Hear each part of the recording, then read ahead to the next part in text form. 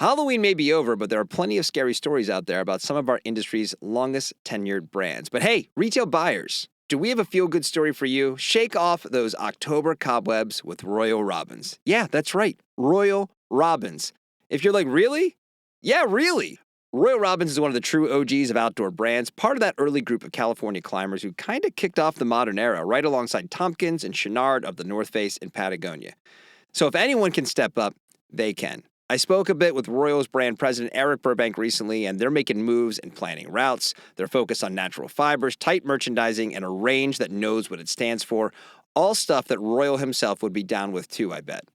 I'm hoping to have Eric on the Rock Fight soon so we can dig more into the rise of Royal, and I will say I've been wearing one of their new wool pieces.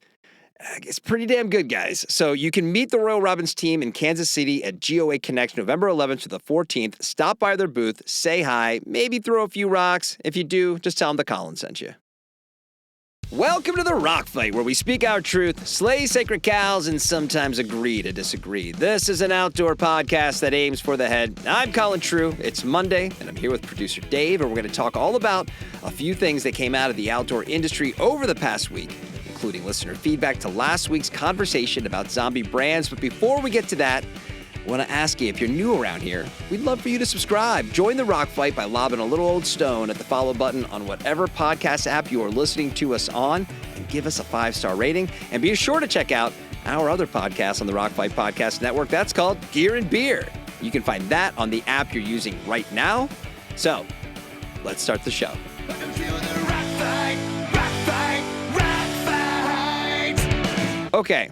So to start my open today, I just want to talk for a minute about something that's not a secret, and that is that I am not a fan of Crocs.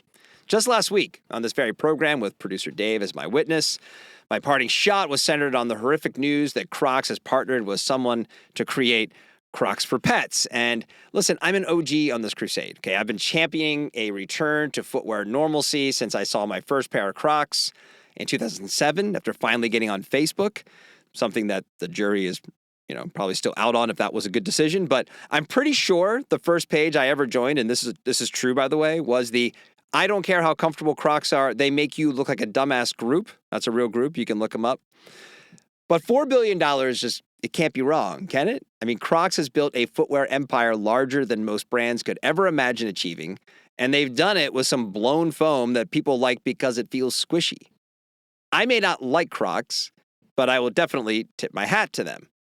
Now, just so you know, today's episode is not about Crocs specifically. It's actually about something that Crocs own, which is HeyDude. And no, I'm not calling over to producer Dave right now. That's the name of the brand. Hey, Colin. Thanks, buddy. Hey, dude. Hey, Colin. Hey, dude. Hey, Colin. So Crocs owns HeyDude, which is a Hey, Colin. Every time. That's the best. Well, HeyDude's a footwear brand with Italian origins that started in 2008 with the intent to make shoes that were lightweight, comfortable, and stylish. That's subjective, but they were also affordable. Their uppers are a breathable fabric. There's a foam insert sort of midsole, and then a flexible outsole that can be folded in half, with the whole thing being a machine washable set of footwear. Now, HeyDude's story is a success from the start. After they launched, they expanded to the U.S. in 2009, and by October of 2011, they had already sold more than 1 million pairs of shoes. And then, 10 years later, Crocs acquired them for $2.5 billion. Now, last week, SGB... How much was that, Colin? I'm coming back to that there, Dave. But it was, I'll say it again. I was going to say it a few more times on this podcast. $2.5 billion. So last week, SGB reported on Crocs' quarterly earnings, which included how things are going at HeyDude, which frankly is not too good. Ever since being acquired, the brand hasn't met expectations, and we can talk about that in a minute. But what I do want to do, like I just told Dave, was back up for a second, because it was acquired by Crocs for $2.5 billion. $2.5 billion. Now, the first time I ever heard of HeyDude was when Crocs acquired them. And all I've really thought about them since is that the product looks a lot like Sanuk, and that the name of the brand is, let's say, not great. Now, at the time they were acquired in 2021, HeyDude sales were $570 million, which, by the way, is pretty impressive. I'm not saying that I'm the end-all, be-all when it comes to brands in the outdoors and active space, but I was definitely surprised that I had somehow missed that a brand already worth $500 million was getting acquired for $2.5 billion by another brand that is a staple of many outdoor shops. And to be honest, it wasn't until this past week that I started learning more about HeyDude, and it was because of that recent earnings report. So despite its Italian origins, and at least as it pertains here in the US, it seems that HeyDude has grown thanks to the, quote, SEC bro crowd, which explains why I didn't know much about them because, that's not really my scene. But the interesting thing about HeyDude to me, and the reason why it's relevant to talk about this on this podcast, is because they possibly could become a pretty big misstep for Crocs. And looking at what the brand is, its product offering, the upside of it, it's conceivable that HeyDude really overachieved from the get-go and could end up becoming a pretty big weight around Crocs' neck if they can't get it figured out. Because I don't know where the growth would come from for HeyDude to eventually justify the, again, $2.5 billion that Crocs laid out for them. Now, HeyDude has become a pretty divisive topic in the footwear and fashion community. Like I said, the brand's appeal is largely to young white males who live in rural areas. I mean, they're the ultimate male 18 to 27-year-old shoe. It's the kind of shoe that at that age you would wear to job interviews because you were either too proud or too poor to wear a pair of, like, Oxfords. And you're too dumb to know that you should probably, if you don't own a pair of Oxfords, just wear a pair of nice sneakers instead. So you end up wearing this sort of in-between dingleberry of a shoe that by the time you turn 30, you'll likely never wear again. And a big challenge they face is that the appeal of the brand, at least for right now, is for that very specific consumer.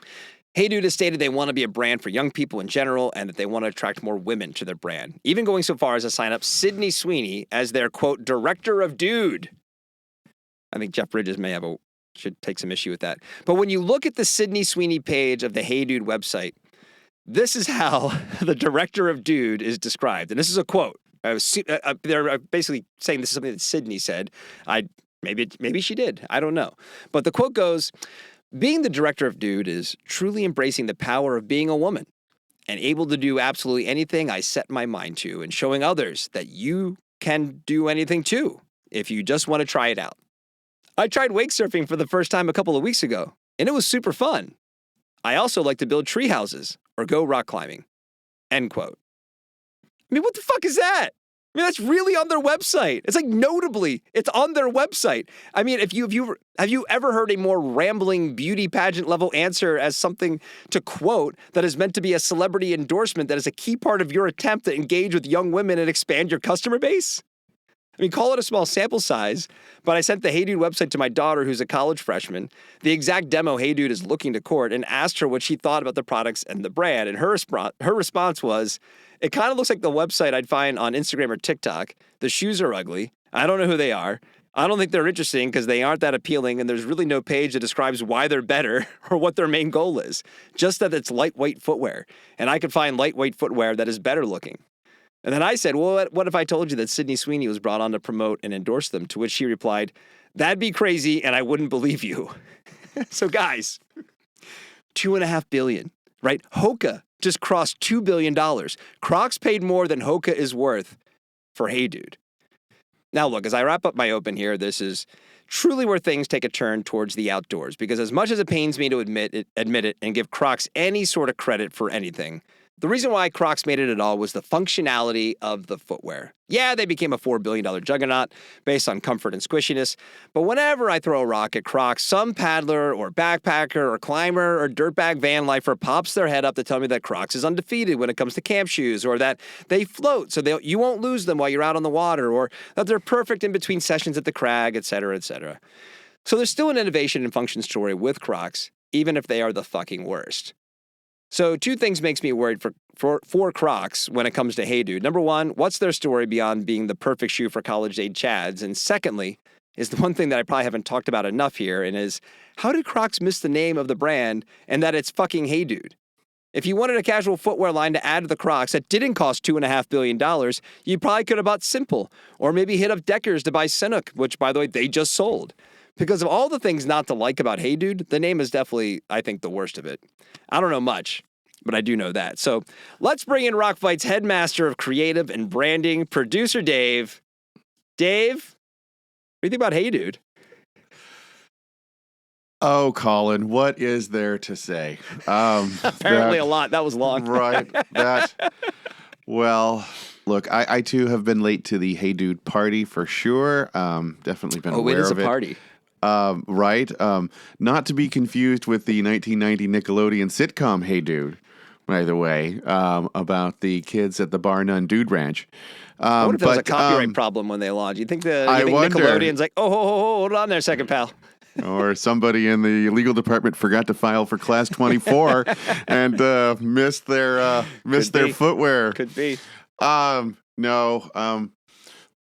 Look, HeyDude. Okay, so where do I start here? Again, they do know who they are from a customer perspective. It does seem like. I mean, in terms of like this foundation of a comfort footwear.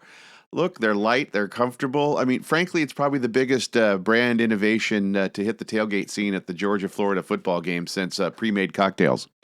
Right? So I can just see those really going together. Nothing wrong, some HeyDudes and some RDCs. That's right. Right, because nothing says tailgate like pre-made mojito and HeyDudes. I got my baggy jeans on. Right. But look, it's got all those pieces to it for sure. They're light, like I said, they're light, they're comfortable, they feel good. They can't be great for you, so I guess it is a lot like a cocktail. And that really might be the most outdoor thing about them, frankly. They're kind of like the Hydro Flask for your feet or Stanley or no, probably not a Yeti, even though the name, more like a Beanie Baby.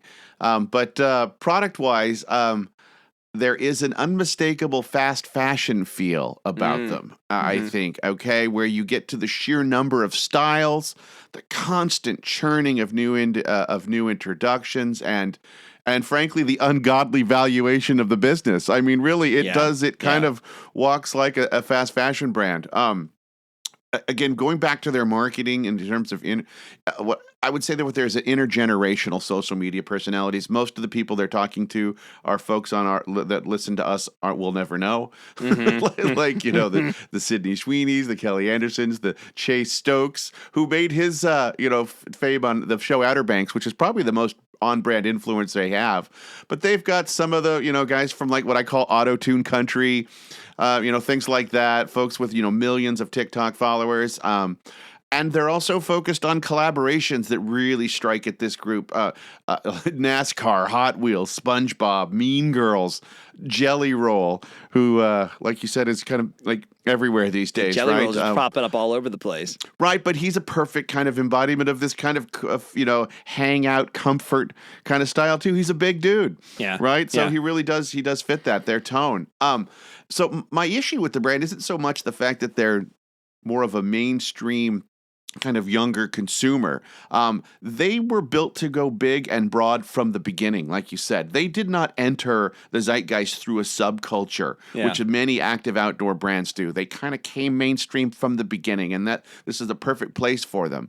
And they're not too worried about that. But I think the issue that I kind of see going on is that their social presence, it's really more like just one ad after another.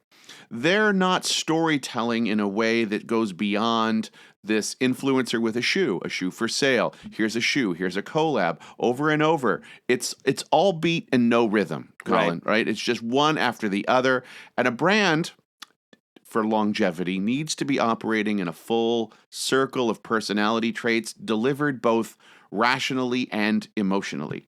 And although they're kind of fun and casual, which you would think is an emotional plea, at the end of the day, it's just kind of a shoe for sale, cheap shoe for sale. Right. And, it's funny. It's counterintuitive that a brand called HeyDude, who very much wants to come off as chill, their messaging is just, it feels really transactional, right? No depth, no soul, if you will. Even the influencer stuff is highly curated.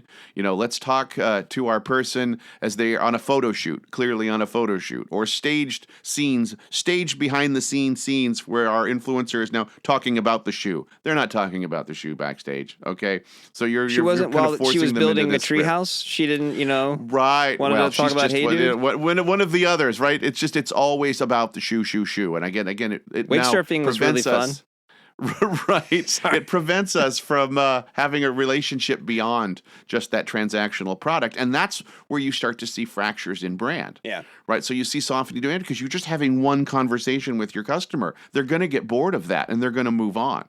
Right. And so I think it's if everything you do and your daughter's kind of reaction to this, it feels like something you'd see on Instagram. Yeah. It feels like an endless TikTok shop Yeah, over and right, over right. and over. Right. And I think that's going to lose steam as kids age out and move on.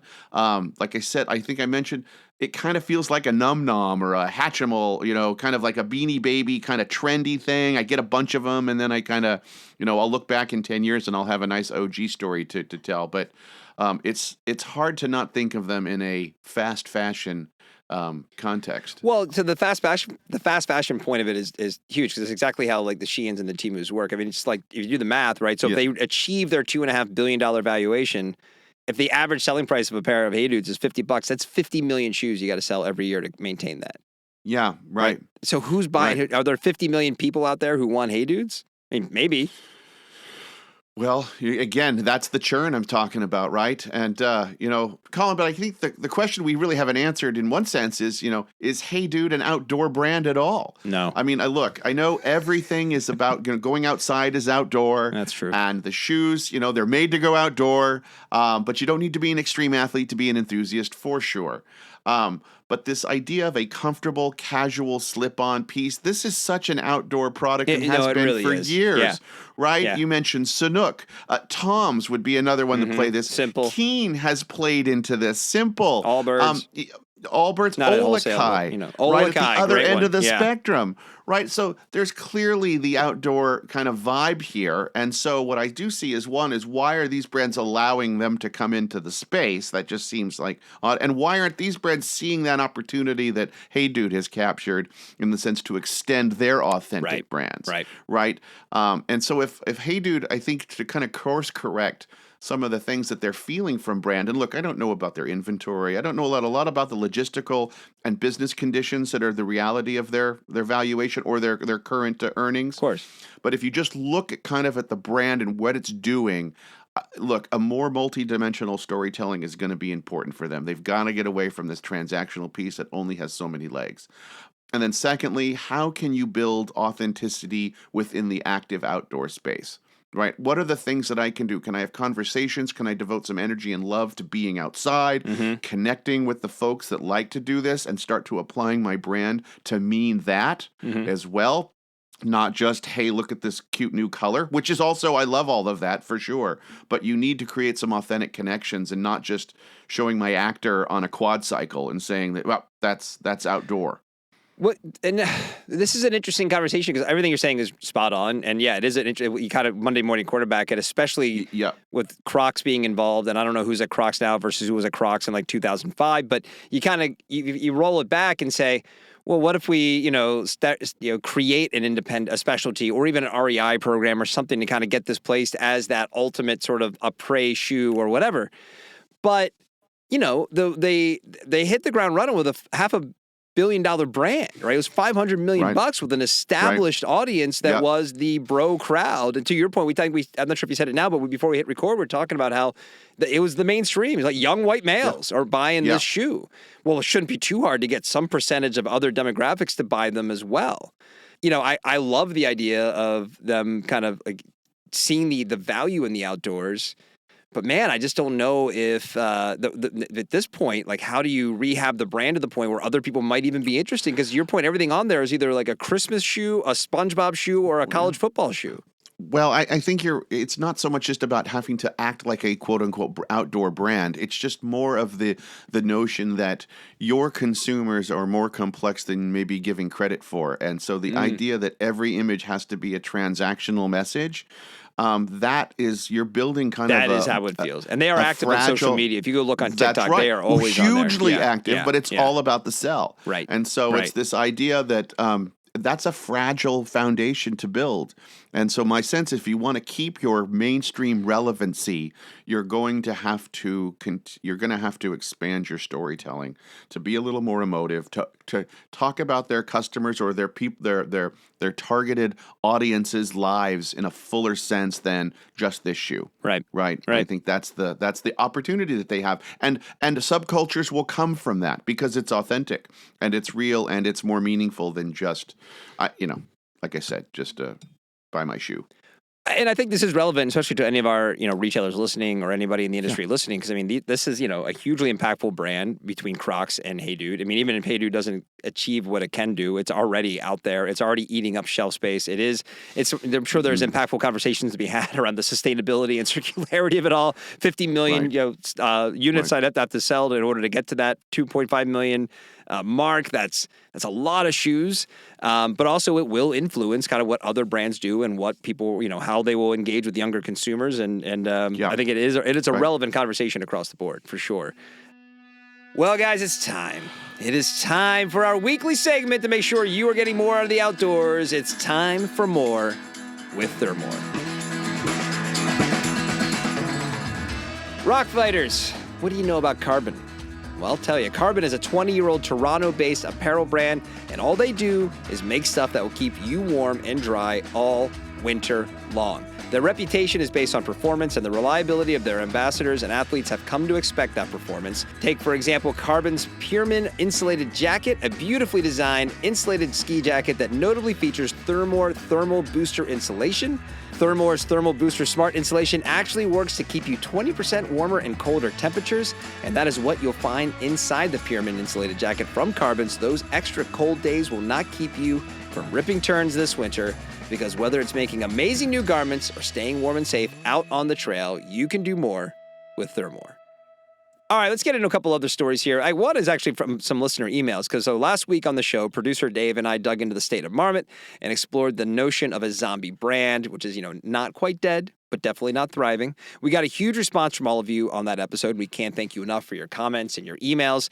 If you want to comment on something you hear here on The Rock Fight, maybe you're a huge HeyDude stan and you want to tell us about it, send your emails to myrockfight@gmail.com.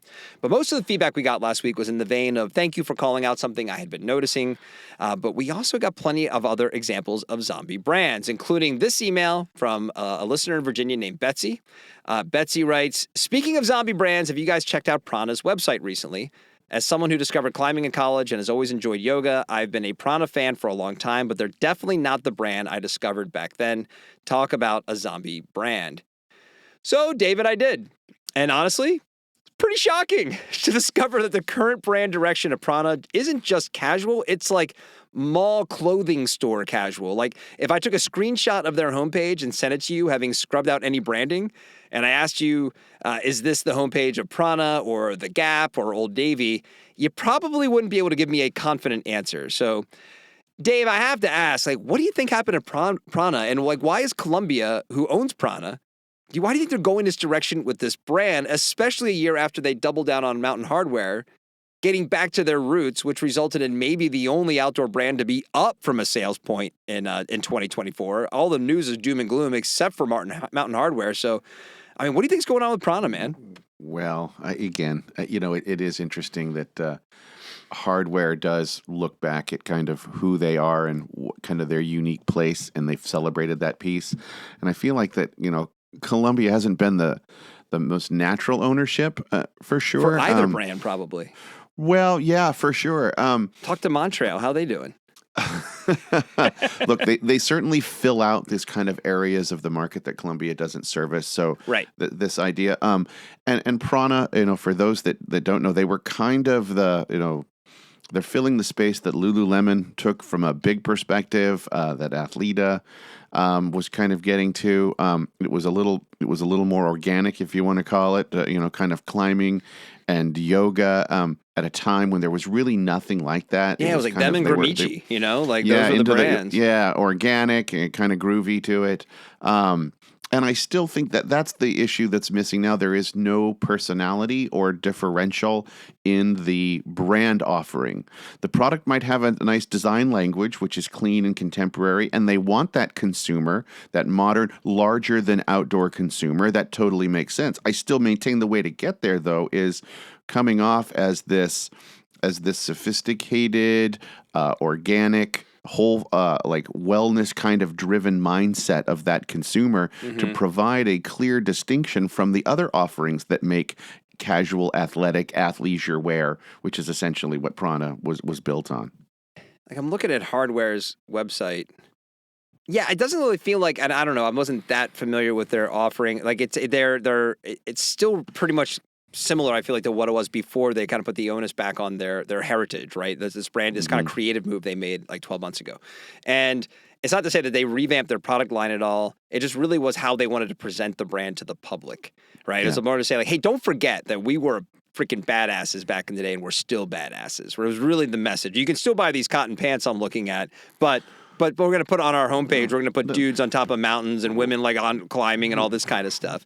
And I just can't seem to understand like why wouldn't you want to do something similar with prAna? What is prAna to Columbia that they're better served as the Gap versus what they were built on, which is still, I think, a relevant category for the outdoors. It is, and I think when you say the badass, there's two sides to that. There's the physical piece and the activity, and so maybe they do want to move away from this kind of core association with, say, like climbing and in specific that type of that makes sense. Yeah. However, what they also had was this kind of soulful authority, right? The vibe of prAna felt like the vibe of the community. Yeah, Chris Sharma's a big athlete with them, and it kind of felt that. Right. Yeah, right. It just felt like it. And same thing with yoga in terms of the way they approached yoga. Not so much like a gym sport, but more of a soul sport, right? And that and now that has just kind of shifted. And I think that's, again, the play, just the name itself, right? That's the play, the natural fit. And I think they would find more success if they went after their contemporary stylish consumer, but did so in a way that felt a little more soulful than the other options. A lot of buzz coming out of Columbia in the last couple of weeks about some creative and brand changes. I think we even touched on it a little bit last week. I mean, do you think this figures into that? Do you think is this a positioning specifically because they want to maybe try and reclaim some of that space for Columbia? Could be, very could be, and of course, Hardware has its place. I think there is a Venn diagram that where all these folks meet. Yeah, for sure. I think it belongs in that portfolio for sure, but it just, I think it's a subtle, subjective is probably not the right word, but it is a nuanced way to position and voice this thing that can be both kind of palatable to a larger audience, but still create a sense of distinctness. And it's all leveraged from its original brand, right? The authenticity of the brand. So we talk about that over and over and over, but here's a case where that's the missing piece from this. It's the desire to want to have that customer, right? It's not the desire to want to have that customer that they're clearly going for, but it's how you do it that keeps you real, keeps you back, and keeps you in that core game. I guess that's the idea. If there's a recurring theme of this podcast, it's that so many times people forget what gets them to places, and the authenticity is such an overused word, but it matters so much, and it truly is like why these brands succeed to begin with, and then they just it gets abandoned. It might be one of those those key polluters that cause the zombieism, right? Is once your authenticity levels drop, being kind of below a certain reading, you start to zombie out, man. Well, which zombie fate is best for you? Would you rather be like the cool, hippie yoga climbing brand that now is hanging with Khaki Larry at the mall, or would you rather be Marmot, which is just sort of underperforming against your heritage? Which is a worse fate for you? Oh, well, at least with the mall, there's a food court, right? Let's to be clear, there's something we can hang out then, and There, there's Uncle Rico. You're like, I used to be cool, man. I used to be such a badass. And there's that shop that has all the gemstones and the fake fossils. You can get, I'm totally into that. And Sparrow. Right. That's exactly right. And fake fossils. I'm totally down for that. Well, there you go, prAna. You're doing a little better than Marmot, I guess. Well, anyway, we'll keep an eye on Columbia for sure. Well, let's take one quick break, and then we'll be back with our last headline and our parting shots. We believe in the sock to make you happy. We believe in the sock, home for comfort. We believe in the sock, you don't have to bust, blister, or fall. We believe in free range toes and having room to roam and fine gauge merino wool is comfortable as home. We believe in made in USA, and we believe in doing what we say. Wear fits, we fit. That's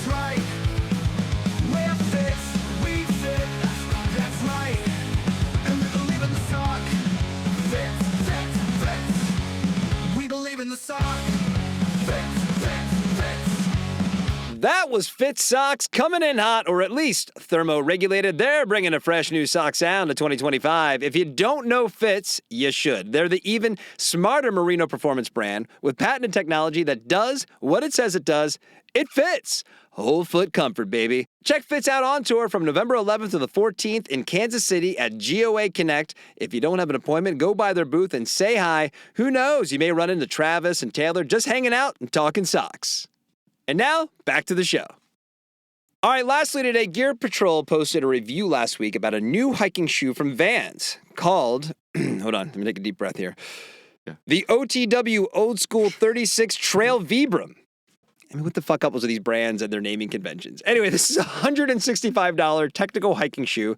It comes in 2 colors, complete with... Hold it, Colin. Yeah. What was that again? OTW Old School 36 Trail Vibram. That's it? That's all? Gotta catch my breath, Dave. Yeah, right. Okay. So the shoe comes complete with Vibram outsole and a BOA lacing system, and it is supposed to be pulling from the Vans iconic Old School, which the article notes was Vans' first foray into technical footwear in 1977. My initial thoughts here are, hey, Vans, if you want to make hiking shoes, okay, but don't try to tie it to the Old School. And secondly, hey, Vans, why the fuck do you want to try and compete in the technical hiking shoe category?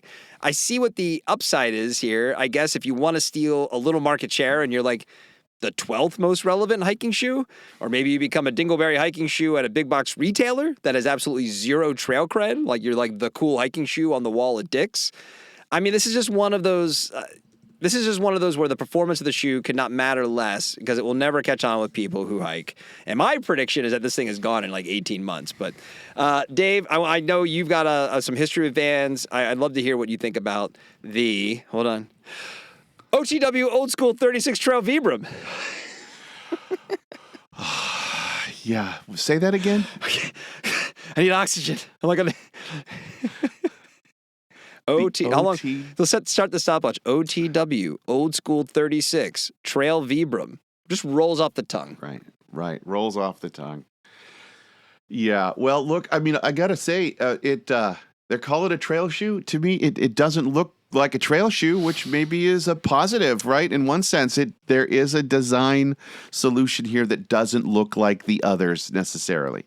So I'm going to say that that's a positive piece. But no, let's compared to other Vans, you mean, or just other hiking shoes? It's a little cleaner than some of the other. I mean, it doesn't look like. If anything, it's like the Oboz Catabatic in a way, kind of a little like that. Definitely part of the newer generation that doesn't look like a Moab. Or it doesn't exactly right. It doesn't look like a Moab. So when we say that, let's get that out of our minds, right? It's definitely cleaner, kind of more of a mono upper construction looking thing. Look, technical footwear has always been kind of a siren song for Vans.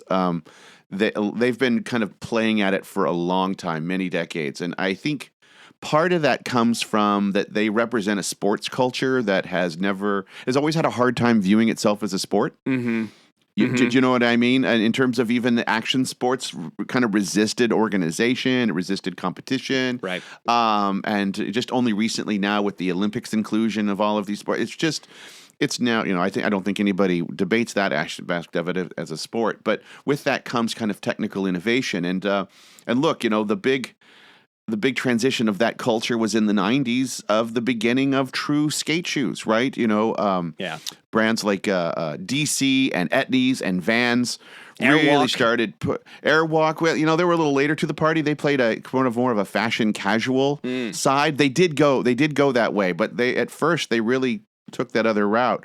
But with these brands innovating, the ollie area, reinforcements of extra layers, the thick padded tongues, right. the triple and quad stitching around the layers, all of that, I mean, it's all attempts to bring innovation that would better the sport, right? And then Vans gets into the snowboard market and technical boots. So this was clearly a part of their organization that they wanted to build and did well with. Excuse me.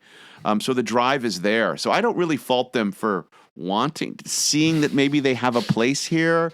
I don't fault them for their old school vibe. What's interesting by going to the off the wall aspect of their their segmentation. They're avoiding the MTE, which I thought was more of their outdoorsy technical. Yeah, that's side. another new one. There's a review and gear patrol that's for right, that too, made for right? the elements, right? Which I don't like necessarily. It does sound like they were naming and realized that all condition gear was taken. So what are we going to do now? What's made for the elements. ChatGPT, take ACG and make it different words. Right.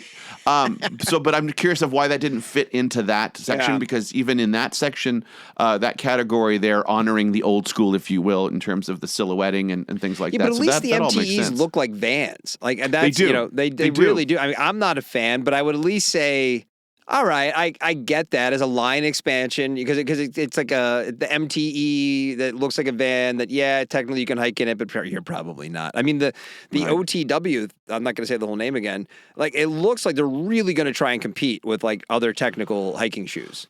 Right. And you know, they've been down this road before. I believe a few years ago they introduced a performance mountain biking. You know, that makes kind more of sense idea. than anything, but yeah. It's in the same idea. It's over here. I Sure, mean, look, right. let me just, I guess this is where it comes down to, look, some of the greatest skateboarders, BMXers have ridden, old schools and half cabs really well.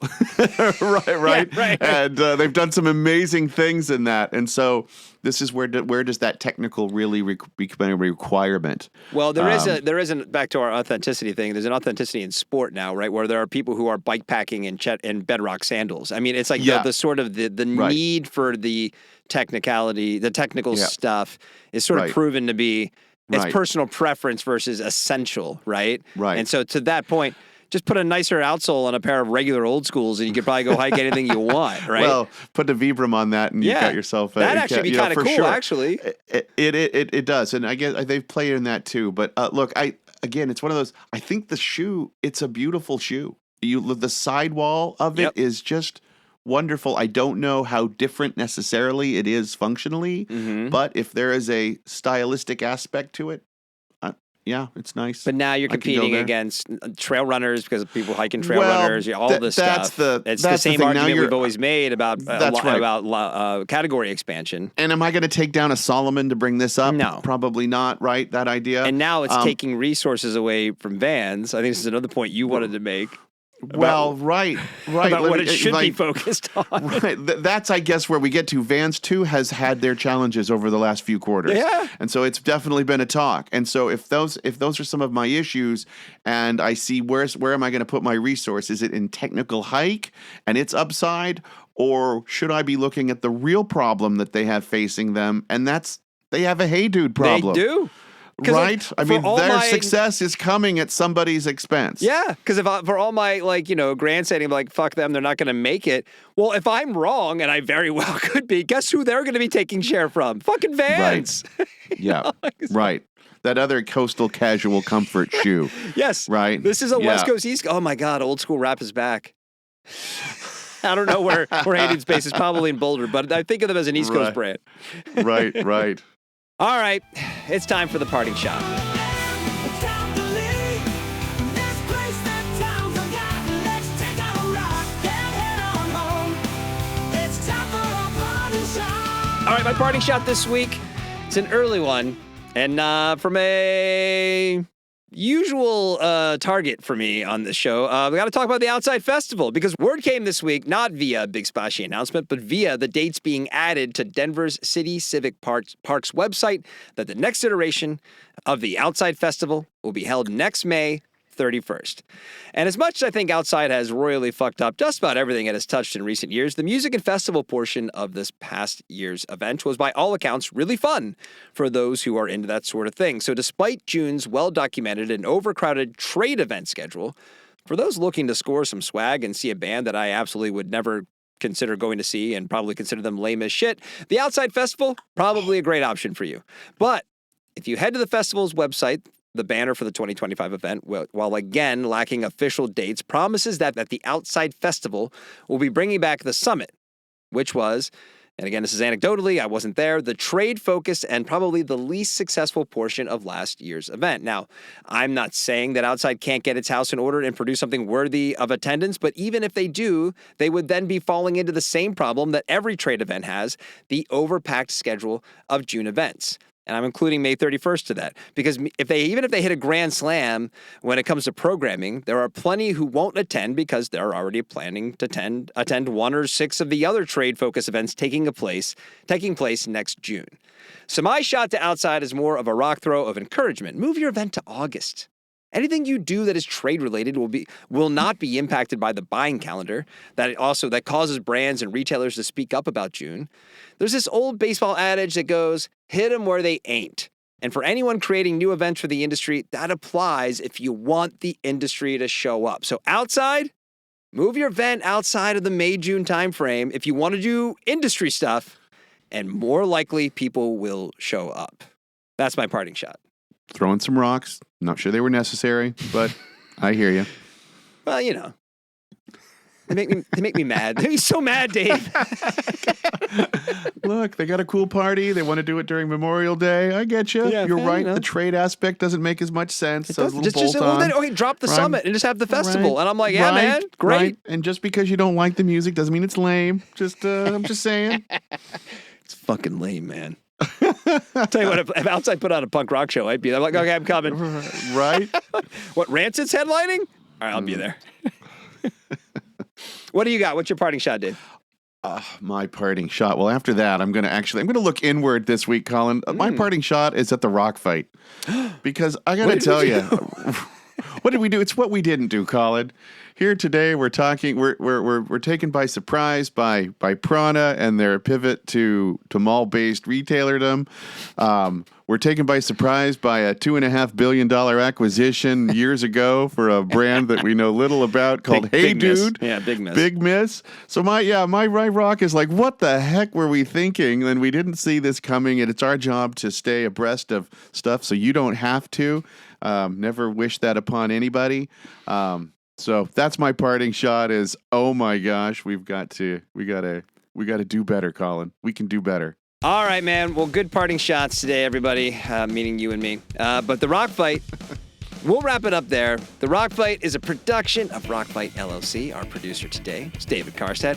Art direction provided by Sarah Thundercats Gensert. I'm Colin True. Thanks for listening. And here to take us out, it's Kristen Makes. And he's going to sing the Rock Fight fight song. We'll see you next time, Rock Fighters.